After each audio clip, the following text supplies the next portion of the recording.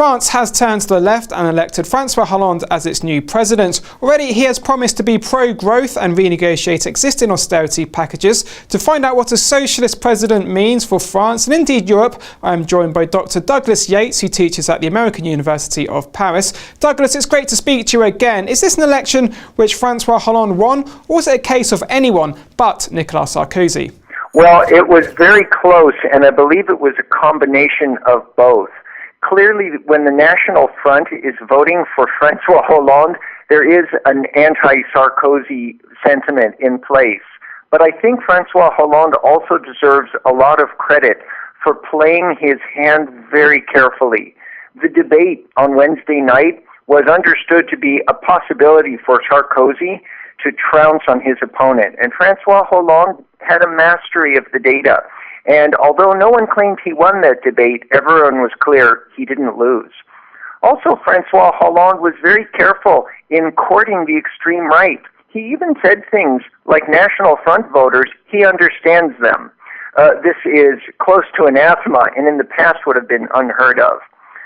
Francois Hollande did run a successful campaign in the center, but clearly when Francois Bayrou came out saying he would vote for the socialists, and when you have National Front voters who didn't only abstain, but voted for Francois Hollande, then it's clear that this was also fundamentally a sanctioned vote of an incumbent.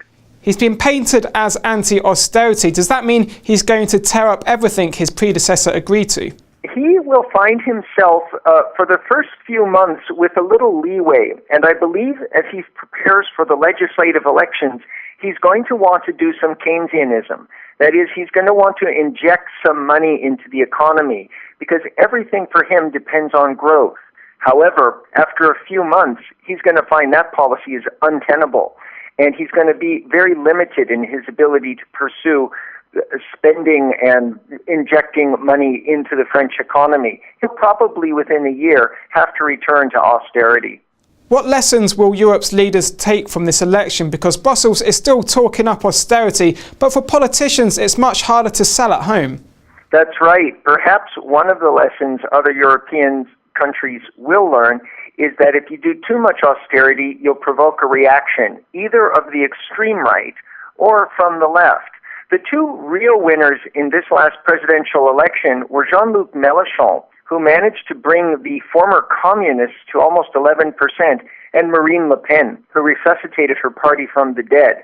Between the two of them, the extreme left and the extreme right, you almost had a third of French voters. If that's any indication of how things are going to go in Europe, these will be troubling times for austerity. There are more than 2 million blank ballots cast. How would you interpret the fact that so many people chose to vote in this way?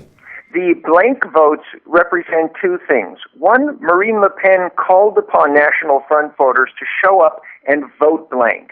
But second, what you have are people who didn't like either of the two candidates, but didn't feel like not participating. The two candidates, Hollande and Sarkozy, represent the institutional parties, the parties that have held the reins of power.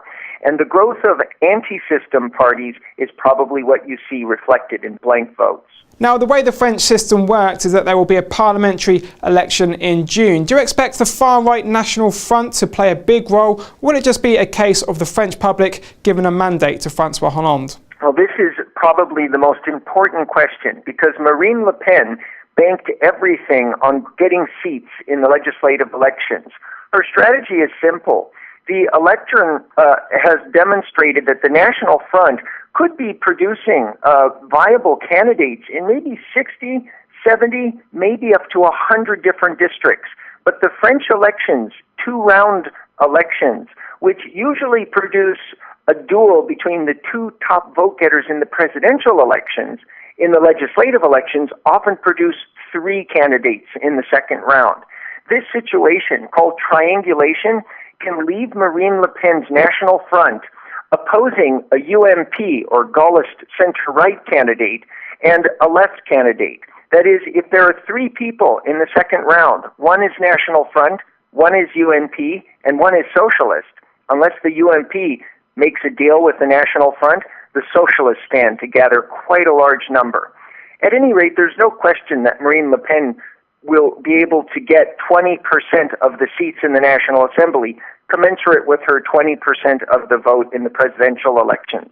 We've already seen Francois Bayrou, who brought in around 17% in the last elections, have his party reduced to 5 or 6 candidates. And of course, Jean-Luc Mélenchon, with 11% of the vote in the presidential elections, is by no means expecting to get 11% of the seats in the National Assembly. The electoral system in France is majoritarian and not proportional, and thus small parties like Marine Le Pen won't pull in a large number of votes. OK, thank you, Douglas. With the elections in Greece as well, we're at a key moment politically in the Eurozone, and we'll stay on top of the developments here on Dukascopy TV. But for now, goodbye.